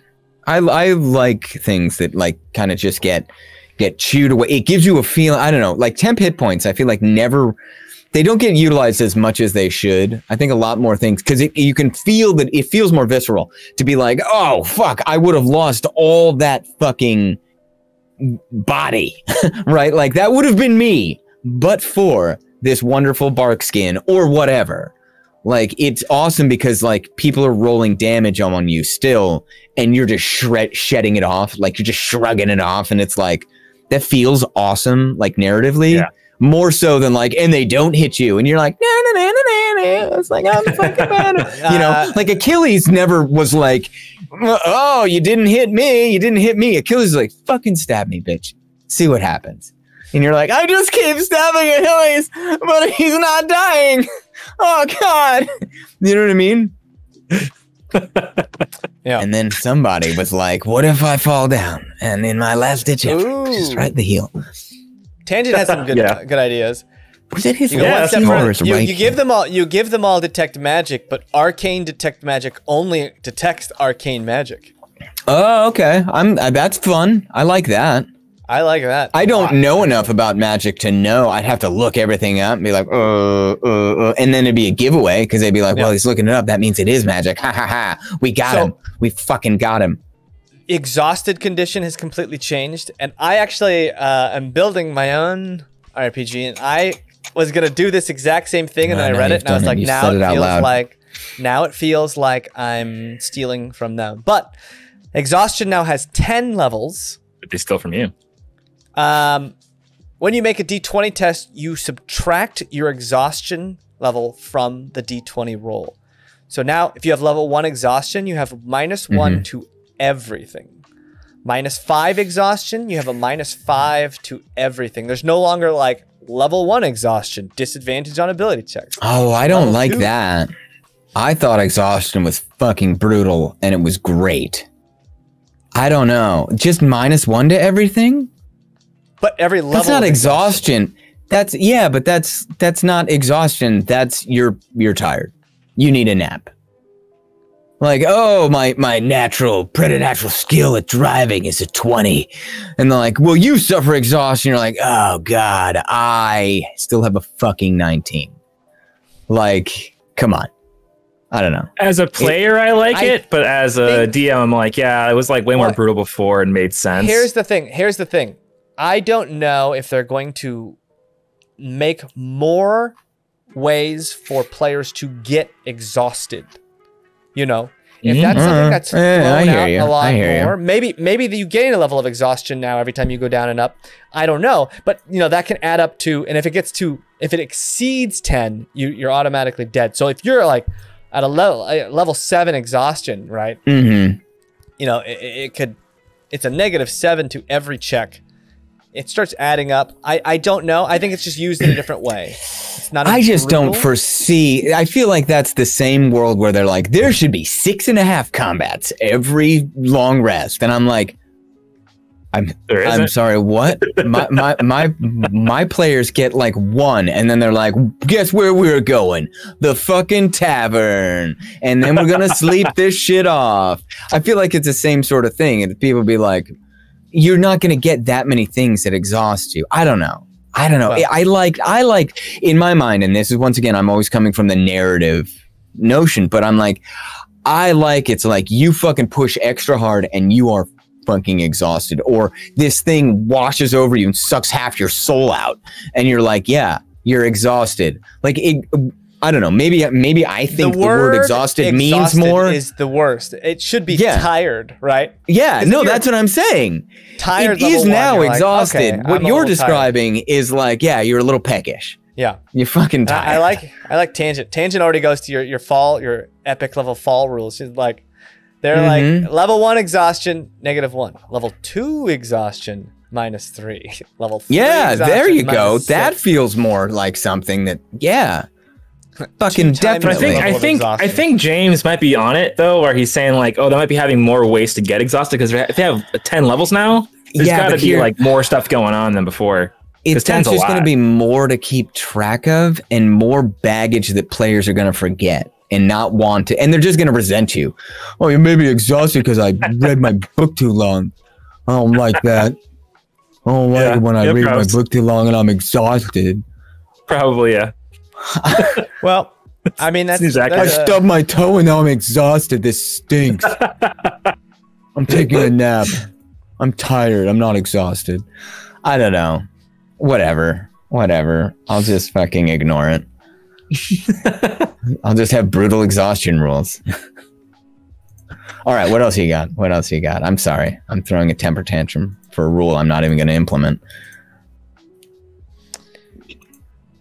The help action. When you're doing an ability check, you now have to have proficiency in the skill to help them with it. I'm there. That makes sense. That sounds kind of fun. That definitely makes sense. Yeah. Wow. Yeah. So makes a lot of sense. Because oftentimes some are like, well, I'll help. And I'm like, the fuck are you adding to this equation? Yeah. You cheering them on? Is that actually helping? I'm gonna tightrope across this beam and try not to fall off. I aid them. Okay, what are you doing? Don't fall. Hey. I see you teetering. Still don't fall. I got this, guys. I'm helping. Hey. Yeah, exactly. Like, fucking fuck off. Mom. Hi. Alan. Oh, God. Okay. You can assist an attack roll, but the only way you can assist on an attack roll is to be within 5 feet of the enemy. Yeah. Okay. Makes sense. Yeah. But that feels like that was just sort of like a fighter specific thing that they're trying to make for everyone else. Are they getting rid of flanking? I don't know if there's anything on flanking. It was an optional rule before anyways. Flanking was optional? Yeah. I don't think it was like in the... I think it was in there somewhere. It was an optional rule, I think, though. You're right. I don't know. I kind of enjoy flanking. I did think flanking gave maybe too much power, so? but at the same time, it really rewarded. Like, I mean, imagine I'm on one side of you, James is on the other, and we're just beating the fuck out of you. Like, if you, I mean, the first thing they teach you in martial arts is like, if there's more than one person, don't be in between them. You know, just keep moving so that you stack them against you, so they both can't come after you. Like, if you're doomed. Too much, like maybe it was minus just a 2 little plus 2 would have been like, I don't know, advantage though. No, I think it's still fine. It's a fucking brutal situation to be in. I think that's the main problem that I had many times is like they had an idea and they were like, you know, it'd be fucking brutal and really realistic if 2 people are beating on you from either side, they get advantage. I'm like, yeah. And then they're like, wait, but people might die. No one likes it when their character dies. This is Hasbro talking, obviously. No one likes it when their character dies. Maybe make it optional. And they're like, ooh, are you sure? And they're like, make it fucking optional. And I'm like, all right, Daddy H, you got it. Because I don't know. Here's the thing. I feel like rule sets are trending away from people dying. And I feel like death needs to be more prevalent, more like, this is what I play, and I think, James, you've tried this, like brutal criticals. You crit on someone, you roll on the D100, and if you get like, I think it's like a 99 or a 100, you fucking chop their head off, and it goes both ways. Like, if a fucking bad guy crits on you, they get a 1 or 2% chance of just fucking killing you on the spot. Do you know how that changes gameplay? Do you know how that changes? Like a fucking bar fight is no longer just a bar fight. A bar fight can kill you. Oh my God. Do you know what I mean? Fight? Jesus. Yes, in a bar fight, in any fight. It's like hit your head off your body. Yes, if the fucking guy smashes a beer bottle and comes at, like, in real life, I think this is the thing. This is the thing that, like, I feel like D&D doesn't get right. Is like, when you look in nature, you look at like a lion stalking, you know, whatever, some big beast, and they're like, I need to eat that thing, right? They aren't going to take the chance unless they're desperate or they've got backup. Because if they're injured, just injured, not killed outright, but injured trying to kill this thing, they might not ever be able to eat again and they'll fucking die. Right? Mm-hmm. Or hyenas literally tear them apart. Yes, exactly. Right? Like, it's brutal. If someone walks up to you on the street with a fucking knife and goes, give me your wallet, what do? You give them your fucking wallet because it's not fucking worth it. You could die anyways. Well, they don't know that. That's how one simple trick to stop muggers in their tracks. Be absolutely dead broke. Oh, wallet? Yeah, here. There's no cards in it. And I'm already running away. But you know what I mean? Like, you don't even consider running away. Yeah. Because you're like, just take the shit. I'm trying to de-escalate this any way possible. And even if you're fighting someone, it's like, fucking end this. Because this could get bad fast, right? Yeah. And I feel like D&D doesn't have that anymore in a lot of ways. I want a minion to be able to kill you. A minion. You are a hero and you are emboldened, and I just don't think that's the kind of game.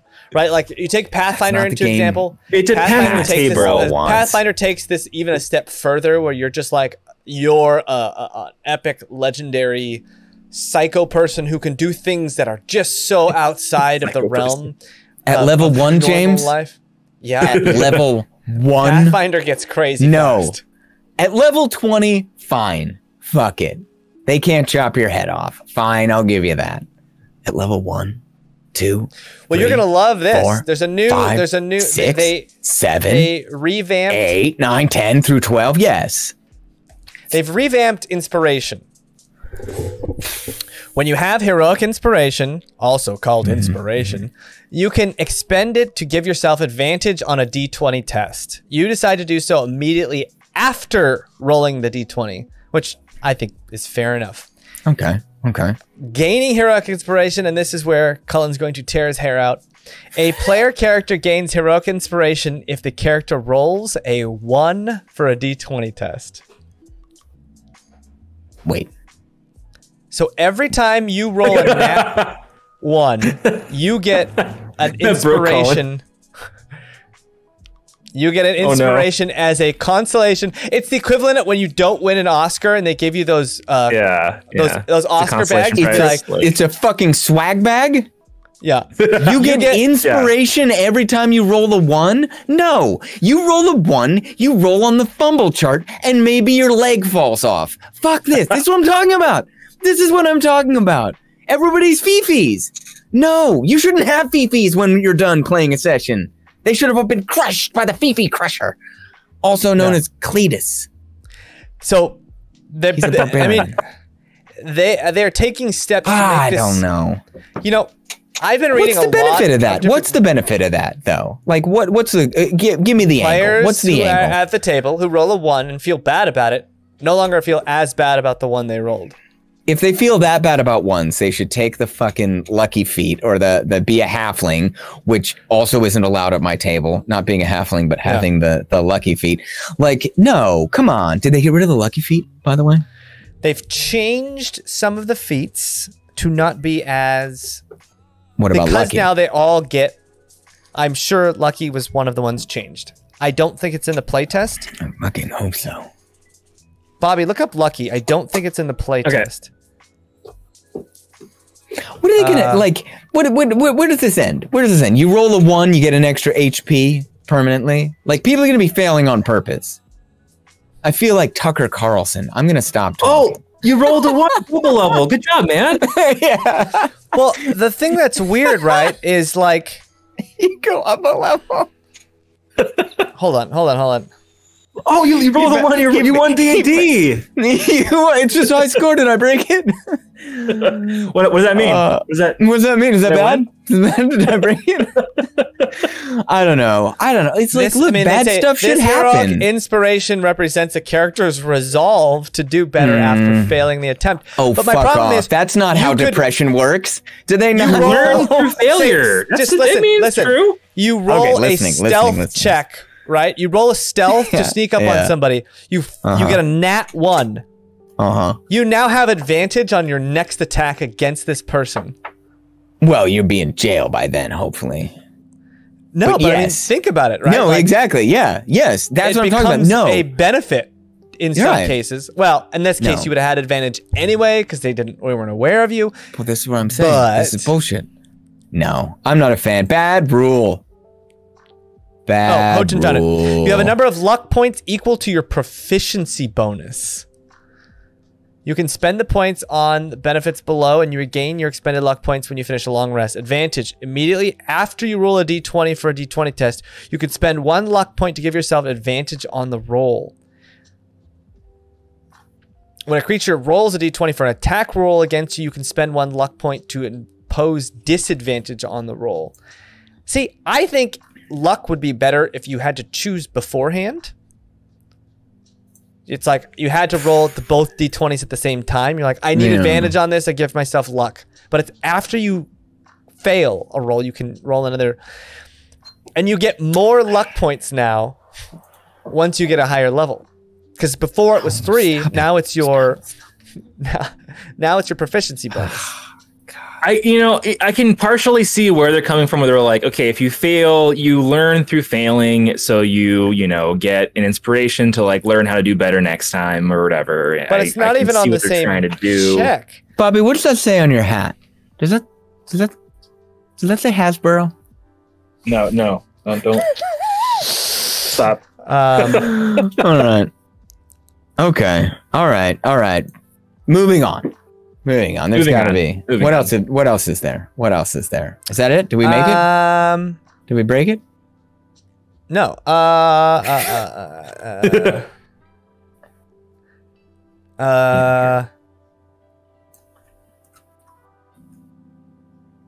They nerf sharpshooter. Oh, they nerf sharpshooter. Well, yeah. They had to. Let me find. What's the other thing I was talking about? Why did they have to? I'm over here. Don't give me that shit. Why do they have to? Because it gave you plus 10 damage for minus 5 that attack. was insane. And then they give you a fighter stance that gives you plus 2. And it's the only one of the stances that gives you plus to hit. So it's like that plus to hit negative. It's like, oh, okay. Well, why don't we just give... Anyways. Yeah, no. The plus to hit math didn't add up. In my opinion. 10 sounds dope. Bobby just always wants to succeed. And I respect that. Damage? I respect that, but that's fucking crazy. Well, Anyways. it's like the fucking Great Weapon Master or whatever thing, right? Where they're like you're able to add plus something. It's like if you're a sniper, right? You're just gonna add more because you're able to snipe. Your bow only does 8. Your bow does D8 damage. You can snipe. Your bow does D8 damage. You can add plus 10 to the damage with this feat. Yeah, plus 10. You're so. I mean, look, that doesn't. That doesn't sound so. It doesn't sound so crazy to me. But like, what was the penalty? -5 to hit. Let me see. Yeah, I think people's like rolls on those things can be so high. I think it needs to be more than 5, personally. Well, not only that, you get long range doesn't pose disadvantage on your attacks now. You can shoot. That's dumb. You can shoot 600 feet with no disadvantage with this feat. There's a reason. Your ranged attacks ignore half and 3/4 cover from 600 feet away. There's a reason people don't like Hawkeye. All right? And that's the reason. All right? No, don't make no Hawkeyes in D&D, please. I'm just saying, with the sharpshooter feat, you just imagine you're on a horse and your enemy isn't. Yeah. They can shoot you from 600 feet away and you could never catch them. And cover, basically any cover other than full cover doesn't help you at all. Sure. Plus, you have the fighting range style, which adds plus 2 to hit, which is a huge... We can talk about this, but it's huge. Right, and you have a negative, so you have technically a -3 to do plus 10 damage at that point. Plus all your proficiency modifiers, plus all your... Like a -3 for plus 10 damage is not a huge ask, in my opinion. Well, this is why, I was like, you shouldn't get ability improvement, which is +2 to an ability, and this, right? That's insane. But just having this and being like, I can shoot from extremely far away, and I think at that point, just being able to add that +10 on there from taking -5 just makes it like more epic, honestly, than anything. I don't think at that point it's kind of like, who cares? You're already super crazy. I could see negating the distance.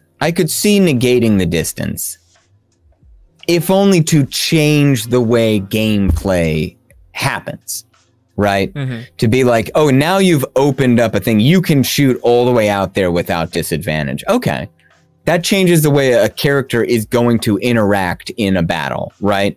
I can start just laying into them on the way out, or maybe try and snipe someone from far away, and they're more likely to do that. But like the adding of all the I don't know, the stacking that's 2 football fields. Yeah. No, but here's the thing, is like, I can see not giving it I can see that, but like I don't know. If you're At really level good, 1, you can not hit level someone 1, though. Not level 1. from 2 this would have to be fields away. This in my mind, this would have to be one of the tiered things. Do you know what I mean? Well, I don't know where it is. Let me find it. Yeah. If it was higher up in the tier, then I'm like, well, it's level 4 in this new thing. Oh, okay, well, well, maybe 8. Well, they changed it, so you can no longer do the plus 10 damage, minus 5 to hit. It now gives you the ability to those other 2, and it gives you also the ability to shoot in close range without taking a penalty. No, that's dumb. That's never going to work in my brain. The reason it doesn't work when you're within 5 feet is they can go like, "Don't hit me," and they slap your bow. It's the same reason. It's the same reason you don't use a gun that and the short range is a lot. That's a lot, man. Yeah.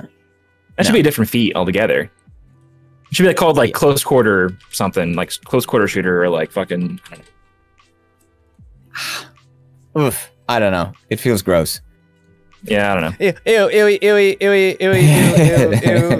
I think we're just gonna stick with 5e you get me. at this point. I think that's where we're coming down to here. Heavily modified 5e, Bobby. Don't think we're going Heavily.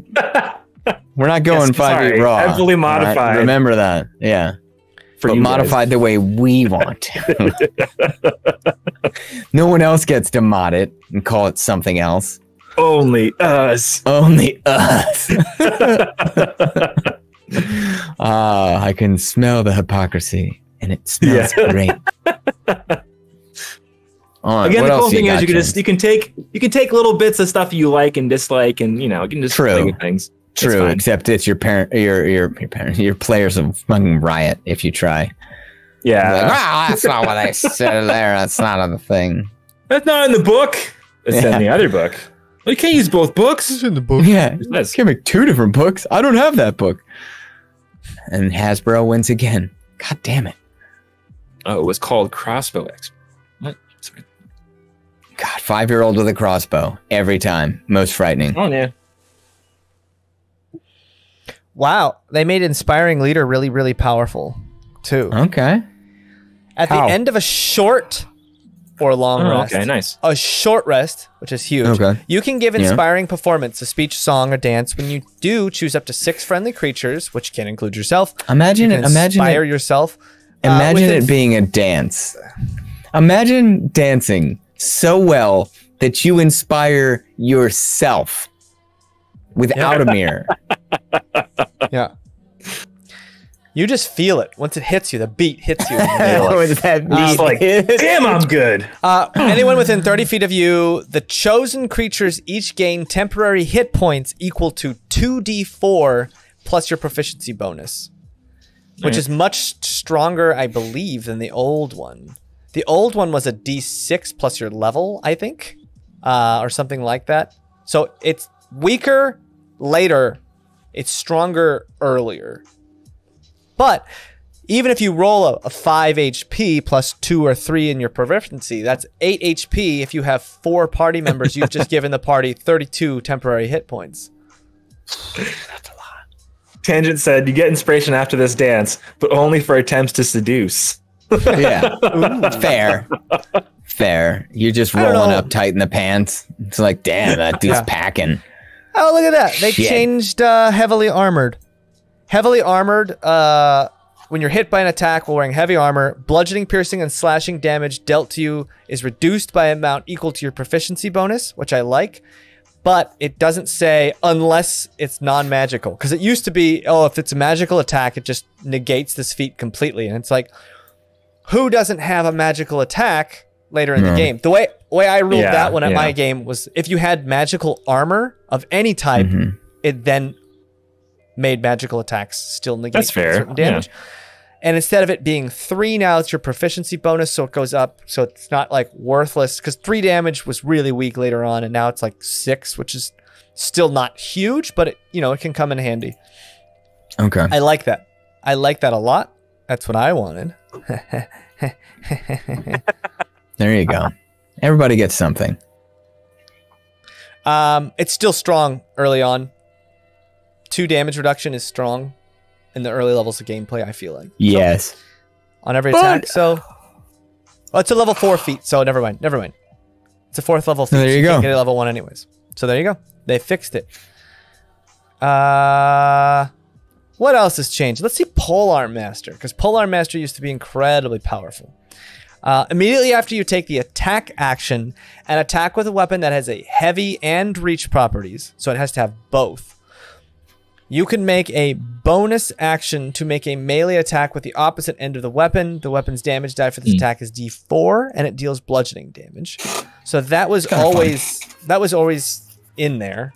Okay. For the most part. Sentinel changed. Okay. When you are holding a weapon that has the heavy and reach properties, you can use your reaction to make one melee attack against a creature that enters the reach you have with that melee weapon. So that's still the same. When anyone enters your 10 feet, you can automatically get a reaction attack, which is really strong. But and that uses up your reaction. It's just a reaction attack. Reaction, yeah. Okay. Because most of the time you're just trying to action economy, anyways. Yeah. So that's good. Oh, there's sharpshooter. It says sentinel. Bypass cover. Yeah. So sharpshooter's exactly the same. Shield master used to be really strong. I know I used that with you. If you attack a creature within 5 feet of you as part of the attack action and hit with a melee weapon, you can immediately bash the target with your shield that's equipped. So now you have to use the bash after the attack, where before it was murky. Forcing the target to make a strength saving throw against DC equal to 8 plus your strength modifier plus your proficiency bonus. On a failed save, you knock the target prone or 5 feet away. You can only use this benefit once per turn. So that's still kind of the same, but just you can't. As part of the attack action. So now you no longer have to use a bonus action to do the shield bash, though. It's every time you hit with a weapon, you get a free bash, well, at least once per turn. Which is pretty strong if you have multiple attacks, right? Yeah. If you knock them prone, you now get advantage on the next attack. I mean, that is badass. I wonder if it would be too much. Yeah. If you are the subject of an effect that allows you to make a dexterity saving throw to only take half damage, you can use your reaction to take no damage if you succeed on the saving throw and are wielding a shield. That was always in there, but now you can no longer add your shield bonus to attacks that target only you, and you have to make a dexterity saving throw. So they've made the shield bash part stronger, weaker, depending on if you are allowing people to do the bash in the beginning so they can get an advantage on both attacks. That's a little bit nerfed, but it's no longer a bonus action. So action economy is like incredible now. I mean, you would be crazy not to shield bash. I mean, I'm into this because it makes shield stronger. I still think it should be a bonus action. That's just my say, even though it makes me sad. Yeah, I think I'm there with you on that. All right. How much more do we have going on here? I know you said we had a lot to go through. We have one more. Well, let's just do one more. One more. Where's Sentinel? I just want to know. Wait, are we just going through feats now, or like is this the end of what we've found of changes in D&D 1? Is it D&D 1? Is that what these are the big changes? Well, yeah. Okay. I'm just wondering. You're not boring me. Most of the big. I mean, we can. I mean, the big changes. Let's see. What are the really big changes they made? Realistically, are there more large changes still? I mean, the spell lists have been reorganized. Sub races are now lineages instead of sub races, which I think is a good change because the word race is in charge. Easy. Conditions like charmed, blinded, deafened. I didn't want to go into those, but a lot of them have been reworked to be more specific. They've all have much more specific things like grapple. We went to grapple. Let's see. What is this list? Sign language is an official language now. Oh, I like that. That's fun. Yeah. Feats revamped. Players can build their own backgrounds. I always figured like Thieves' Cant was something like that. You know? Well, Thieves' Cant is now accessible to a bunch of different people depending on your background. It's no longer just a rogue thing. Who had the hand talk?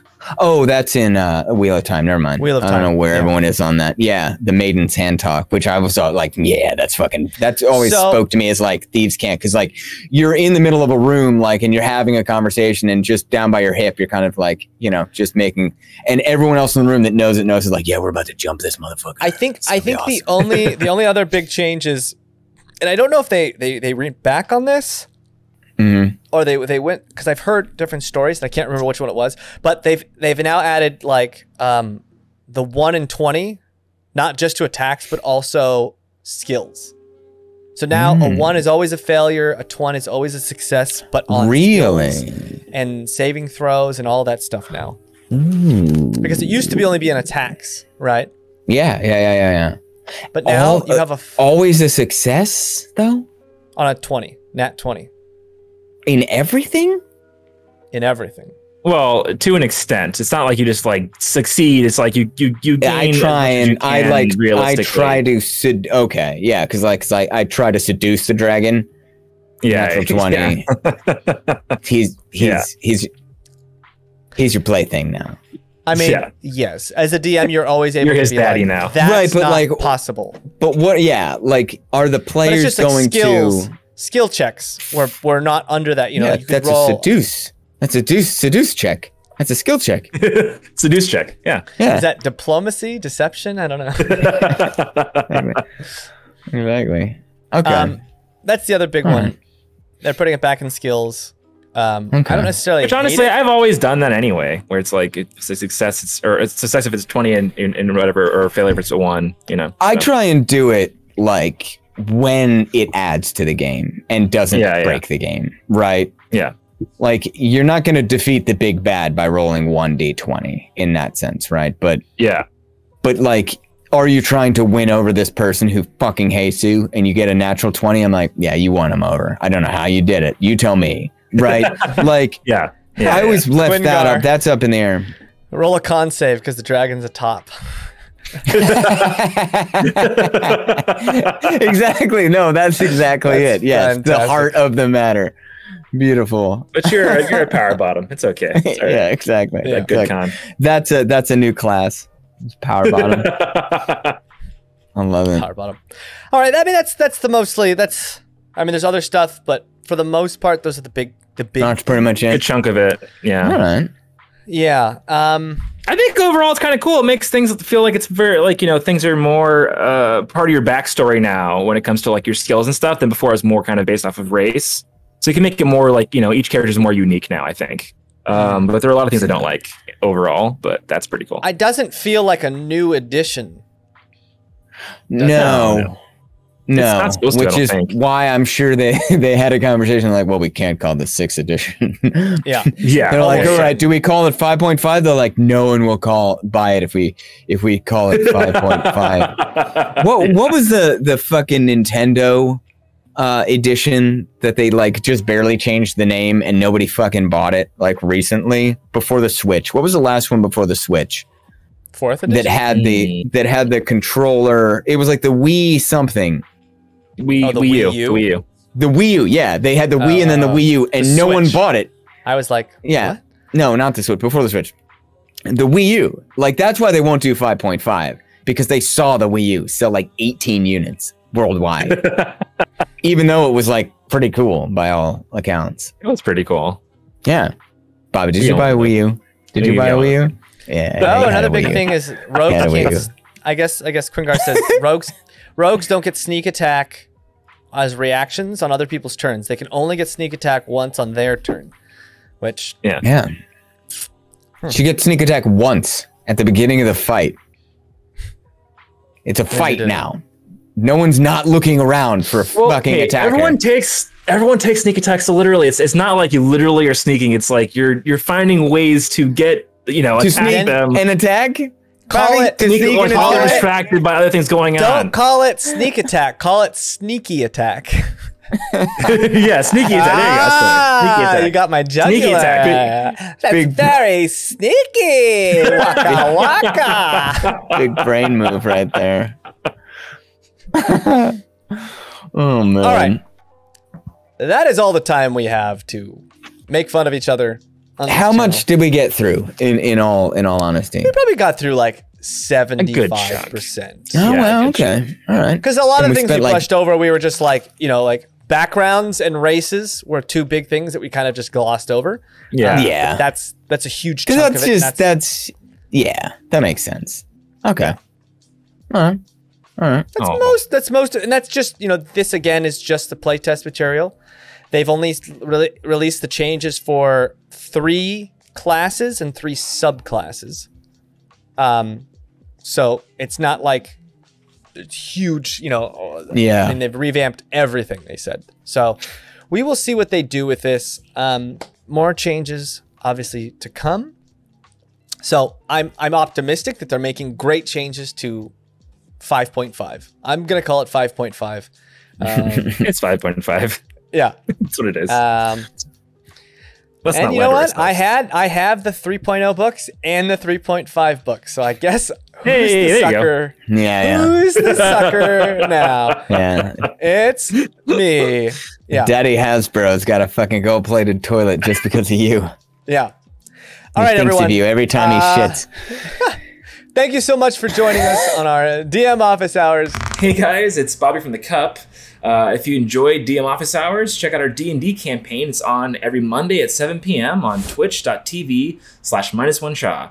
Or just watch DM Office Hours every Friday at 6 p.m. Take care. I'll just hang out here.